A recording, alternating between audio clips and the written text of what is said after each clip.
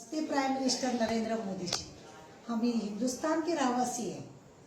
हम आपको बोलना चाहते हैं, जब आपने अभी भोपाल में एमपी की टिकट एक महिला को दी जो प्रज्ञा ठाकुर साध्वी है, उसका स्पीच आपने देखा है किस तरह से बोलती है।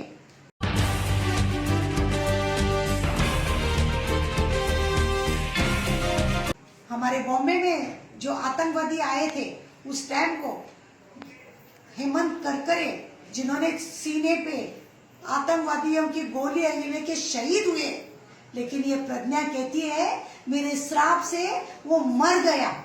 ये बोलना उनको शोभा नहीं देता। और ऐसे औरत को आपने टिकट दी है भोपाल की, ऐसी महिला एमपी बनेगी जिनको लोगों को शहीद कहना नहीं आता, वो क्या टिकट लेती है और क्या लोगों का काम करेगी। आपको समझना चाहिए।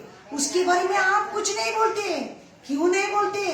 कि आपको भी सपोर्ट है ऐसा।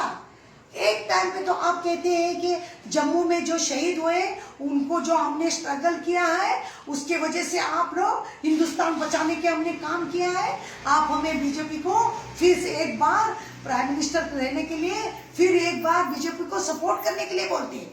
शहीद के नाम से आप वोट लेते हैं। दूसरी बात, ये प्रज्ञा जो है ठाकुर, वे शहीदों को मर गए बोलती है। और आपकी है ये क्या गोलमाल है? आप एक तरफ से वोट लेने के बारे में बोलती और ये दूसरी तरफ से श्राप छोड़ती है। आप ऐसा क्यों नहीं करते हैं? इनको ले जाके हिंदुस्तान के बॉर्डर पे खड़े रखिए और वो जो जितने भी पाकिस्तान में अतिरिक्त है उनको वहां पे श्राप देने के लिए छोड़िए, जिनके श्राप से सब अतिरिक्त मर जाएंगे। आपके खिलाफ बोलने वाले भी हिंदुस्तान में भी ओपोजिशन लीडर वाले हैं, उनको भी उनके सबके फोटो लगाइए, उनके सामने उनको खड़ा करिए प्रज्ञा जी को, और बाद में बोलने को लगाइए कि श्राप छोड़ने को लगाइए, जिसकी वजह से सब लोग मर जाएंगे, फिर आप अकेले रह जाएंगे प्राइम मिनिस्टर। ये तो बढ़िया है। लोगों को आंखों में धूल झोंकना छोड़ दीजिए। आपने अभी तक उसके बारे में कुछ नहीं बोला है। क्यों नहीं बोलते आप? क्यों नहीं आप बोलते हैं? हिंदुस्तान के लोग आप रुके हैं आपका भाषण सुनने के लिए।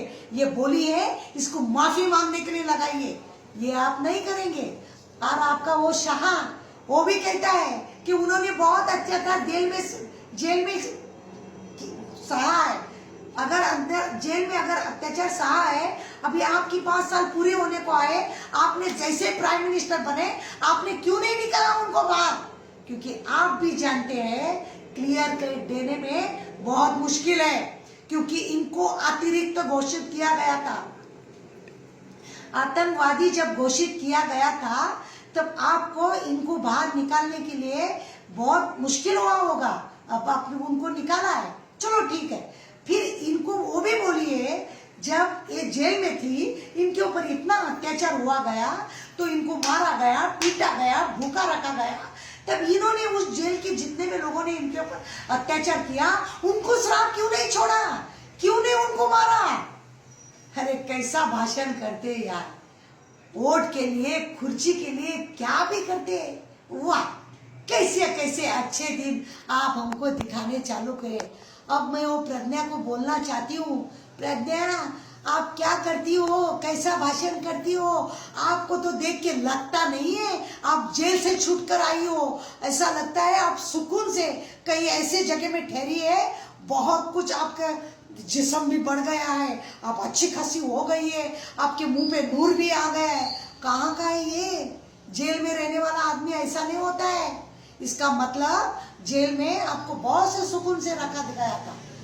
लोगों को चुना नगारने के लिए आपको बहुत से सुकून से रखा गया था। और आप क्या कहती है आपके ऊपर अत्याचार हुआ बोल के? आपके शरीर को देख के लगता है आपके ऊपर अत्याचार हुआ है?